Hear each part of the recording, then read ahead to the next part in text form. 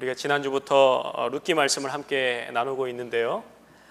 룻기는 어두웠던 사사시대에 텅 빈 마음으로 살던 인생들에게 주시는 하나님의 회복과 이 소망의 메시지가 담겨져 있다라고 말씀드렸습니다.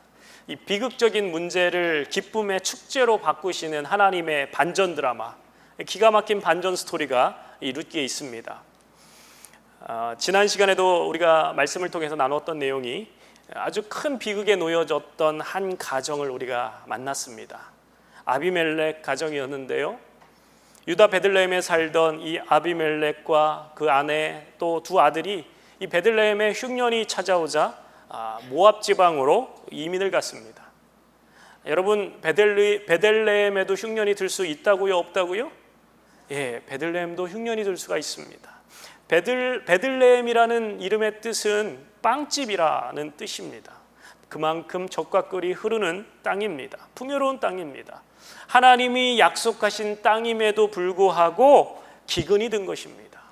빵집에 빵이 떨어졌다. 여러분, 이것은 아주 큰 문제죠.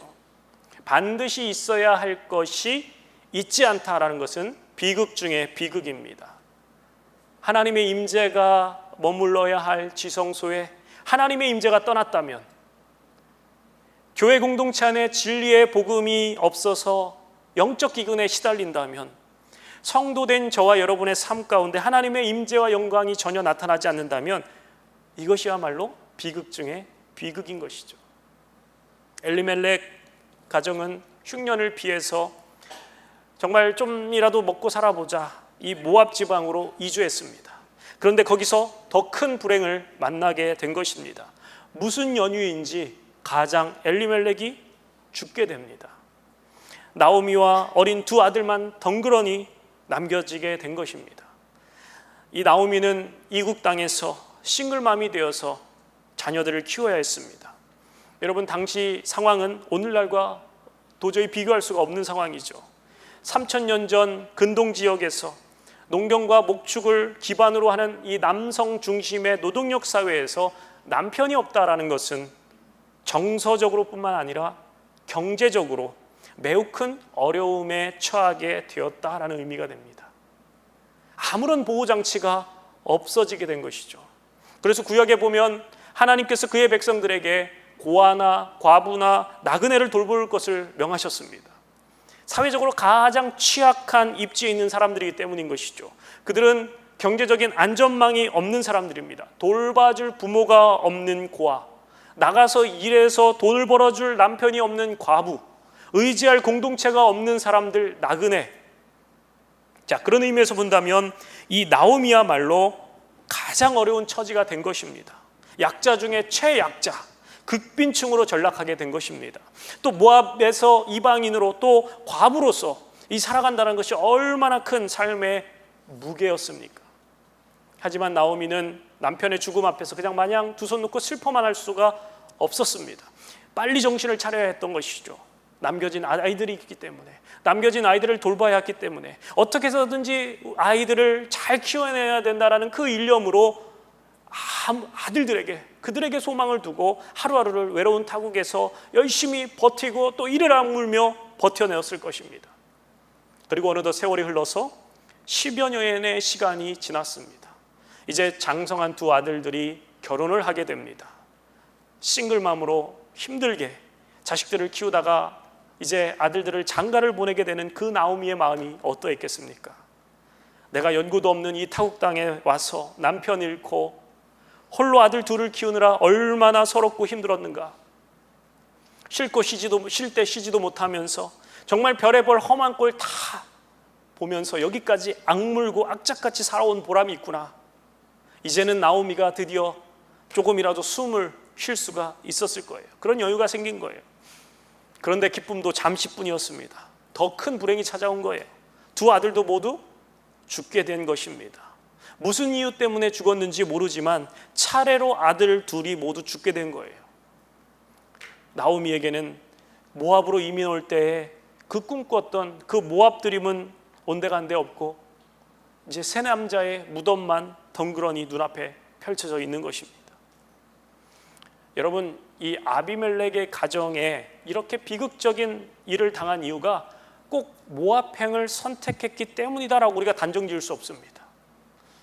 지난주에 토요 새벽 예배 때도 살펴봤지만 모든 고난의 원인을 우리의 과거의 삶에서 찾는다라는 것은 무리가 있는 거예요. 흔히 말하는 여러분 인과응보, 원인이 있기에 결과가 있다라는 그 논리는 여러분 성경적인 원리가 아닙니다. 성경은 모든 일에 대해서 인과응보적 접근을 허락하지 않습니다. 과거의 행위가 오늘을 결정짓는 것도 있지만 그렇지 않은 일들도 많습니다. 우리에게 어떤 나쁜 일이 생기게 되면 과거에 내가 어떤 지은 잘못이나 어떤 죄 때문이다, 여러분 맞을 수도 있지만 전혀 아닐 수도 있다라는 거예요. 여러분 고난의 문제에 있어서 고난의 실체는 딱 부러지게 무엇 하나로 단정 지을 수 없는 것입니다. 왜냐하면 우리가 이 땅에서 만나고 겪게 되는 모든 이 고통의 문제들은 우리가 그 전체를 다 이해할 수 없는 이 신비의 영역들이기 때문인 것입니다. 자, 그럼에도 우리가 반드시 짚고 넘어가야 될 분명한 사실이 있다면 이 아비멜렉 가정이 이스라엘을 버리고 모압행을 선택한 것은 올바른 선택은 아니었다라는 것이죠. 먹고 사는 일 때문에 하나님의 약속, 하나님의 말씀을 저버린 것입니다. 여러분 고대 사람들의 신 개념은 지역신 개념이었습니다. 그래서 모압에 가면 모압의 신의 영향력 아래로 들어간다라는 의미입니다. 하나님의 백성으로서의 정체성을 잃어버린 것 같은 의미가 됩니다. 두 아들마저 잃어버렸던 나오미는 이제 더 이상 모압에 살 이유가 없어지게 된 것입니다. 오늘 우리가 읽은 이 본문은 나오미가 10년이 넘는 오랜 시간 모압의 생활을 정리하고 고향 땅으로 돌아가는 과정입니다. 10년 전 엘리멜렉 가족이 베들레헴을 떠나서 모압으로 갈 때 베들레헴은 기근이 들었습니다. 심한 흉년 가운데 있었습니다. 그렇지만 10년의 세월이 흐른 뒤 상황이 바뀌게 된 거예요.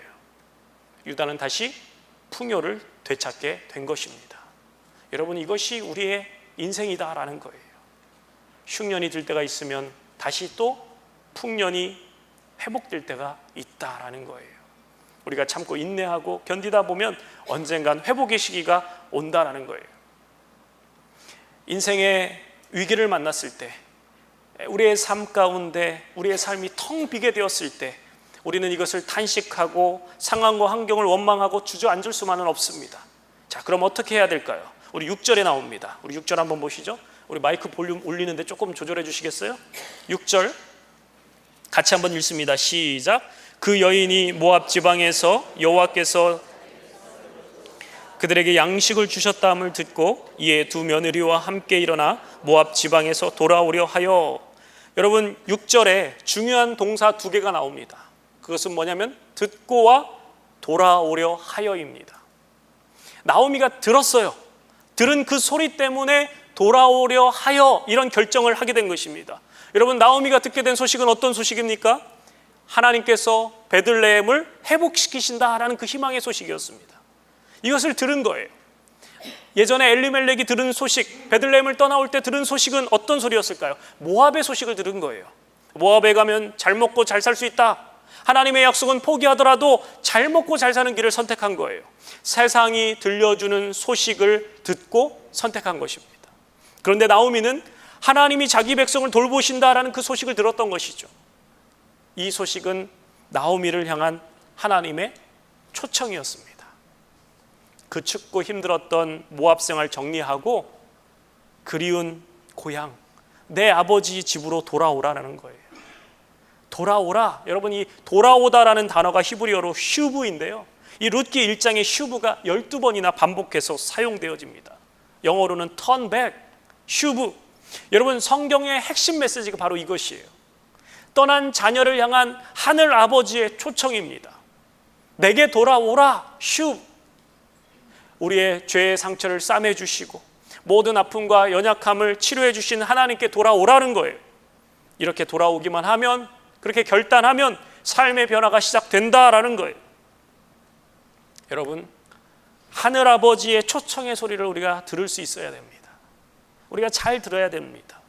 여러분 우리가 무엇을 듣느냐가 우리의 인생을 결정합니다. 아니요, 우리의 영혼을 결정합니다. 그래서 우리가 하나님의 음성을 잘 들으며 살아야 됩니다. 회복으로 나아가는 길에 나오미가 그 소문을 듣게 되었습니다. 그리고 그 다음에 돌아오려 하여 이 마음의 결심을 하게 된 거예요. 7절부터는 이제 실제적으로 행동으로 옮겨집니다. 유다 땅에서 이제 돌아서고 있는 거예요. 유다 땅으로 향하여서 돌아가고 있는 거예요. 자, 그렇다고 뭐 대단한 희망을 품고 가는 것은 아니었을 것입니다. 그저 남은 인생 고향에서 그냥 살다가 고향에 묻히고 싶다, 뭐 이 정도였을 거예요. 8절부터는 돌아가는 길에서 두 며느리가 나오미와 나누는 대화의 내용입니다. 우리 8절 9절 다시 보시면, 나오미가 두 며느리에게 이르되 너희는 각기 너희 어머니의 집으로 돌아가라. 너희가 죽은 자들과 나를 선대한 것 같이 여호와께서 너희를 선대하시기를 원하며. 9절 읽어주시죠. 여호와께서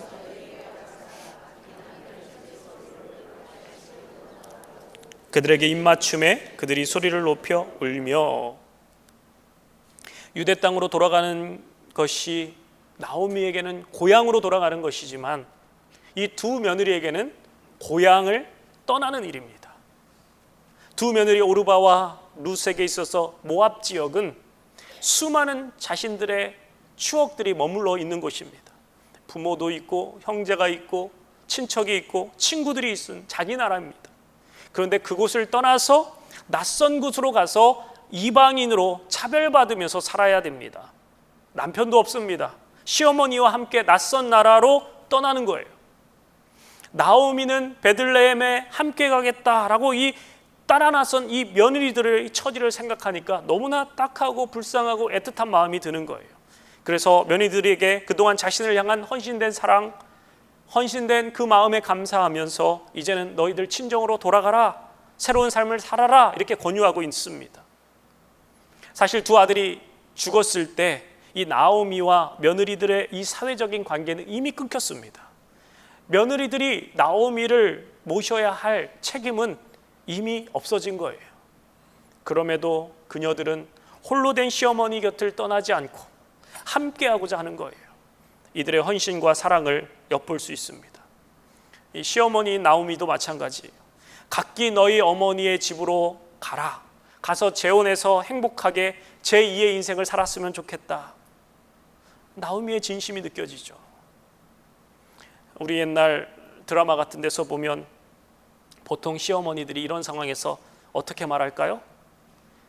여자가 집안에 잘못 들어오면 우환이 생긴다더니 이 재수 없는 며느리 때문에 니들이 우리 집에 들어와서 남편들 다 잡아먹고 사람들 잘못 들어와가지고 우리 집 이렇게 쫄딱 망하게 생겼다고 서로가 서로를 향하여서 비난과 원망의 말을 하기도 합니다. 드라마에서만 그러겠죠. 그런데 나오미는 며느리들에게 각자 어머니의 집으로 가라 이렇게 권면하면서 그들을 여호와의 이름으로 축복하고 있는 거예요. 나오미는 지금 자신이 오히려 사면초가의 상황입니다. 지금까지 모진 인생의 그 시련과 어려움을 겪어왔습니다. 남은 거 아무것도 없어요. 나이가 든 여자의 신분으로 앞으로 가야 할 그 긴 여행길도 위험하고 상당히 부담스러운 그러한 길이었습니다. 그녀가 고향으로 돌아간다 하더라도 보장되는 것 아무것도 없습니다. 나이가 있기 때문에 일할 수 있을지 먹고 살 수는 있을지 막막합니다. 그나마 의지할 수 있는 이 젊은 며느리들을 포기하려고 하는 거예요. 자기 자신도 힘든 상황인데 자기 처지보다 오히려 이 며느리들을 보면서 그들을 생각하며 더 마음 아파하는 것입니다. 너희의 삶에 여호와께서 선대하시기를 원한다. 그래서 너희들이 새 남편을 만나서 행복한 가정 이루기를 기도한다. 자기 자신도 지금 지옥과 같은 상황인데 계속해서 자신보다는 며느리를 축복하고 있는 것입니다. 나보다는 다른 이들을 향한 사랑을 잃지 않고 있습니다. 여러분, 우리는요 보통 이 고통을 겪을 때 다른 사람의 상황과 형편이 눈에 들어오지 않기 마련입니다.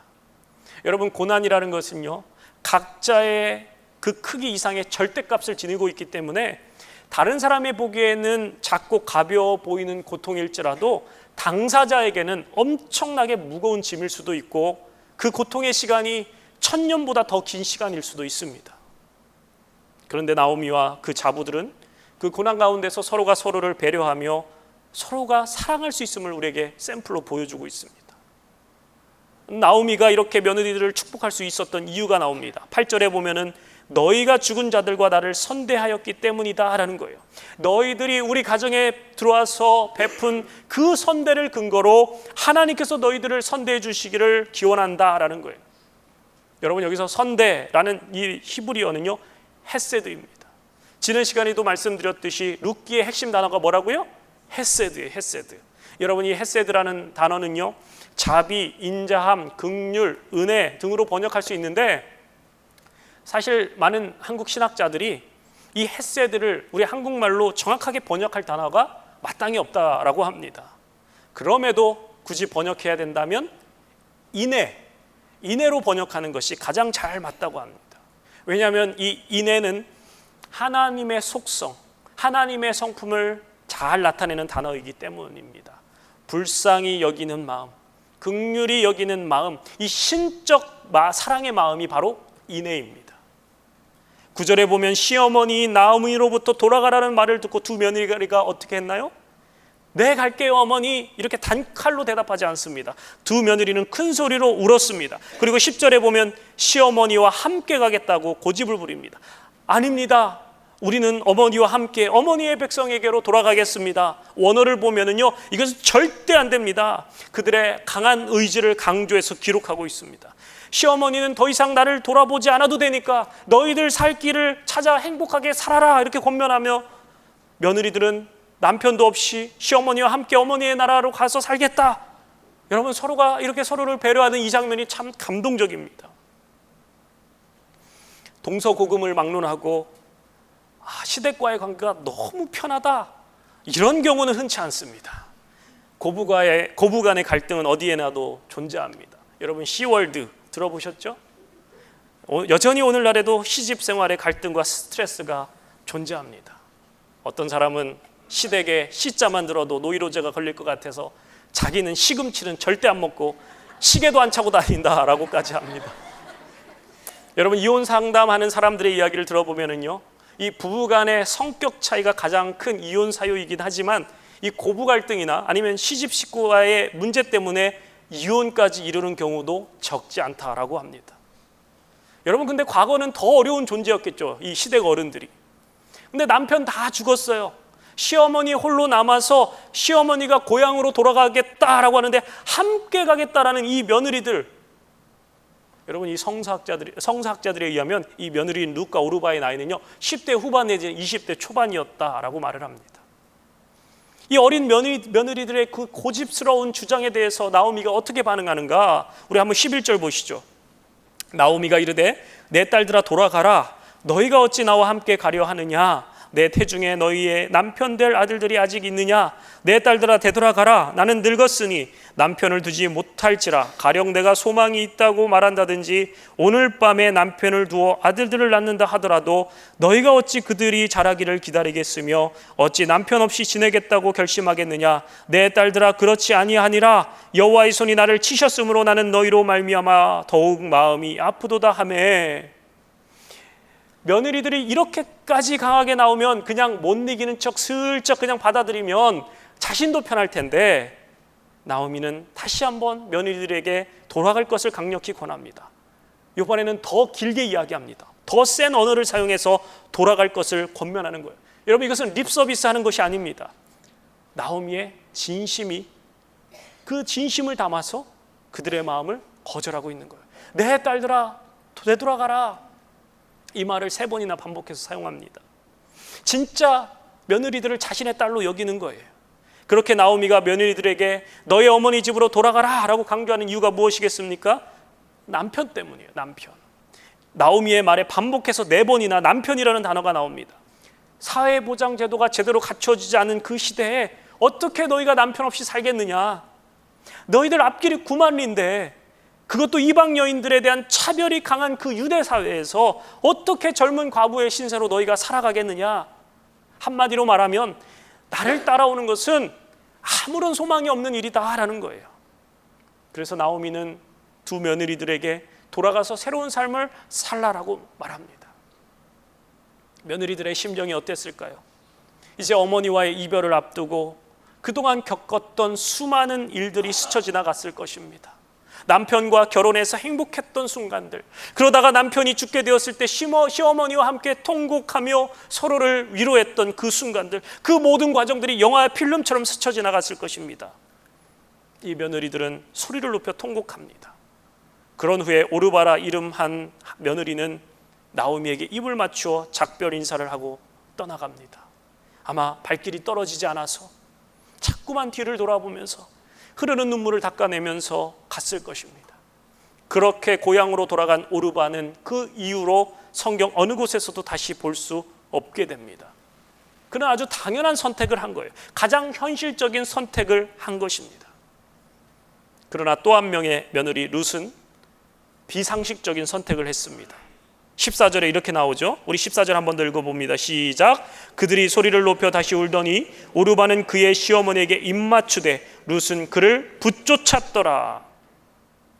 룻은 그를 붙쫓았더라. 여러분, 이 붙쫓다라는 이 단어는요, 우리가 일상에서 흔히 사용되는 단어가 아닙니다.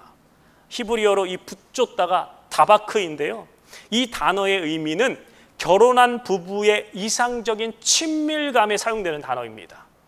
창세기에 처음 이 단어가 사용되는데 창세기 2장 24절에 보면 남자가 부모를 떠나 그의 아내와 연합하여 둘이 한 몸을 이룰지로다. 여기서 연합하다, 이게 다바크입니다. 한 사람이 다른 사람에 대한 사랑과 충성 그리고 친밀한 연합, 이 의미를 쓰일 때 쓰여지는 단어가 이 바로 다바크입니다. 성경에서 이 단어가 하나님과의 관계에서 쓰일 때는 하나님을 섬기는 우리의 자세를 말할 때 붙쫓는 행위로 사용됩니다. 지금 룻은 젊은 여자가 남편도 아니고 연인도 아니고 그렇다고 잘 나가는 사람도 아닌 시어머니를 향한 사랑과 애정과 충성심으로 붙쫓겠다라고 선포하는 거예요. 여러분, 사람들은 보통 잘 나가는 사람들과 가까이 하고 싶어 합니다. 기왕이면 힘이 있고, 기왕이면 유명한 사람, 기왕이면 나중에 내가 어려움에 처했을 때 내가 도움받을 만한 인물들과 친하게 지내고 싶어 합니다. 그런데 지금 룻은 쫄딱 망하다 못해 자신이 언제 떠안게 될 그 무거운 짐을 자신이 평생 지겠다라는 거예요. 나오미가 베들레헴에 숨겨놓은 재산이 있는 것도 아닙니다. 아무런 희망의 한 조각도 없는데 그 절망의 최정점에 이른 시어머니를 붙쫓겠다라는 거예요. 젊디 젊은 며느리가 시어머니와 하나가 되어서 함께 그의 삶과 죽음에 뛰어들겠다라는 거예요. 거기서 더 나아가서 16절 17절에 이렇게 고백합니다. 아주 놀라운 고백입니다. 16절, 룻이 이르되 내게 어머니를 떠나며 어머니를 따르지 말고 돌아가라 강권하지 마옵소서. 어머니께서 가시는 곳에 나도 가고 어머니께서 머무시는 곳에서 나도 머물겠나이다. 어머니의 백성이 나의 백성이 되고 어머니의 하나님이 나의 하나님이 되시리니. 17절 같이 읽습니다. 어머니께서 죽으시는 곳에서 나도 죽어 거기 묻힐 것이라. 만일 내가 죽는 일 외에 어머니를 떠나면 여호와께서 내게 벌을 내리시고 더 내리시기를 원하나이다 하는지라. 어머니께서 죽으시는 곳에 나도 죽어 묻히겠습니다. 여러분, 전통 유대의 그 매장법은요, 가족이 한 무덤에 같이 묻히기 때문에 죽어서 묻히게 되면 살은 다 썩고 뼈만 남게 됩니다. 그러면 이제 가족들 간에 뼈와 뼈가 만나게 되는 것이죠. 뭐 이런 말도 안 되는 무시무시한 다짐을 지금 철없는 며느리가 시어머니 앞에서 하고 있는 거예요. 자신의 친정 식구들, 자신의 편하고 익숙한 조국을 포기하고 시어머니를 평생 모시며 살다가 죽어서도 함께 하겠다라는 고백입니다. 여러분, 이런 룻의 말도 안 되는 효심 때문에 5월 가정의 달만 되면 우리 며느리들이 얼마나 곤란을 겪게 되는지 몰라요. 시어머니들은 우리 며느리가 오늘 이 말씀 들어야 하는데 라고 생각할 수 있겠습니다. 그리고 아마도 아들을 둔 젊은 어머니들은 우리 아들이 이런 룻과 같은 며느리감을 만나야 되는데 이런 생각이 들 수도 있을 것입니다. 자, 그런데 내가 룻과 같은 며느리를 만나려면 내가 누가 돼야 돼요? 내가 먼저 나오미가 되어야 됩니다. 나는 나오미가 되려고도 하지 않으면서 룻과 같은 며느리를 만나기 원한다면 그런 양심을 무슨 양심이라고 하죠? 양심불량이라고 합니다. 여러분, 도대체 룻은 어떻게 해서 여기까지 이렇게까지 시어머니를 따르겠다라고 이 무서운 결의를 하고 있단 말인가요? 16절 말씀에 그 비밀이 있습니다. 어머니의 백성이 나의 백성이 되고 어머니의 하나님이 나의 하나님이 되리니. 여러분, 이것은요, 인간의 정을 뛰어넘는 위대한 신앙의 고백입니다. 사실상 룻은 이 나오미가 섬기는 그 하나님을 본 거예요. 그래서 룻은 하나님을 붙잡기로 결단한 거예요. 어머니의 하나님이 나의 하나님이 될 것입니다. 미래형으로 말하고 있습니다. 아직 룻은 하나님에 대한 정확한 하나님을 잘 모릅니다. 근데 어머니가 믿는 하나님, 막연하지만 그 하나님이 나의 하나님이 되기를 원한다라는 이 강한 소망입니다. 여러분, 한번 생각해 보세요. 사실 지금까지 룻이 시어머니를 통해서 보았던 하나님은 어떤 하나님이셨습니까? 나오미가 하는 일마다 다 잘 되고 부자 되고 성공하게 만들어주는 하나님이 아니셨어요. 남편 잃고 아들 잃는 생지옥을 경험케 하신 그런 하나님이세요. 자신에게 있어서 가장 소중한 것을 다 빼앗는 신, 고난 가운데 있으면서도 아무런 도움도 주지 않는 그런 신. 그런데 룻은 이러한 위대한 신앙을 고백하는 거예요. 어머니의 하나님이 나의 하나님이 되길 원합니다. 도대체 어떻게 이러한 위대한 신앙을 고백할 수 있겠느냐라는 말입니다. 이 룻은 나오미에게서 하나님의 비밀을 발견했던 것입니다. 고난의 그 깊은 그 수렁에서도 중심을 잃지 않는 이 나오미의 모습을 본 거예요. 도대체 나오미, 어머니가 믿는 그 하나님 어떤 하나님이시기에, 아니 저런 상황에서도 저렇게 절박한 고난의 삶 가운데서도 무너지지 않고 오히려 며느리인 우리를 선대할 수 있단 말인가? 도대체 저런 힘은 도대체 어디서 나온단 말인가? 어머니가 믿는 하나님 어떤 하나님이시기에 남편도 잃고 두 아들 다 잃었지만 저렇게 중심축이 무너지지 않고 버틸 수 있단 말인가?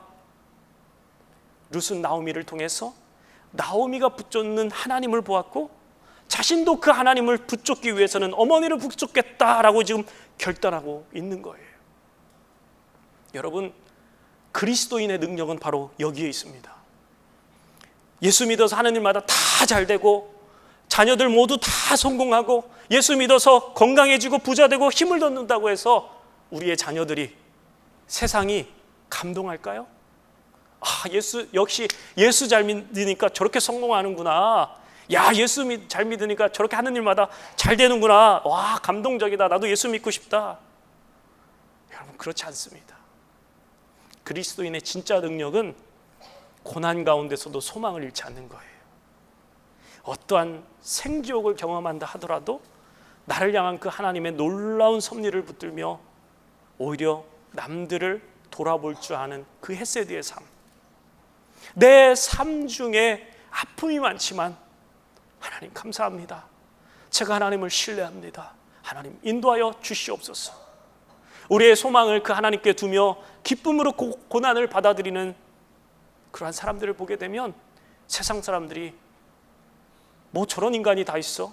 아니 어떻게 저런 상황에서 저런 고백이 나오나? 아니 어떻게 저런 마음을 가질 수 있어? 처음에는 이해 안 간다라고 말하겠지만 결국은요, 그런 사람들을 통해 세상은 감동하게 되어 있다라는 거예요.